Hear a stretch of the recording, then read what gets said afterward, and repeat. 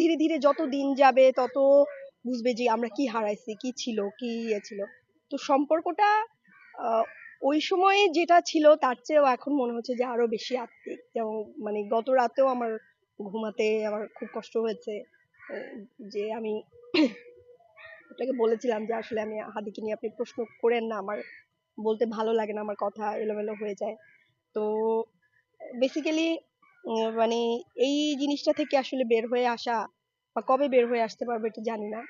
But আমি চাই ও বেঁচে থাকুক, সবার মধ্যে বেঁচে থাকুক, এবং ওর যে চিন্তাগুলো ছিল সেই চিন্তাগুলো মানুষ ধরুক, এই ওর কথাগুলো ধরে ধরে প্রচার করুক, প্রত্যেক দিন একটা করে মানে এক একজন মানুষ একটা করে রিলস আপলোড দিক, একটা করে মানে কথা ওর মানুষের মাঝে পৌঁছে দিক। অনেকে বলে না যে হাদিকে দিয়ে হচ্ছে অনেকে রিচ ইয়ে করে, লাইক কমেন্ট ইয়ে করে, বাট এটাও করুক। আমার কথা হচ্ছে যে ওকে বাঁচিয়ে রাখুক, প্রতিদিন ওকে নিয়ে কথা হোক, কথা চলুক, ওকে যেন হারাইতে মানে আমরা যেন হারায় না ফেলি, এটা হচ্ছে কথা।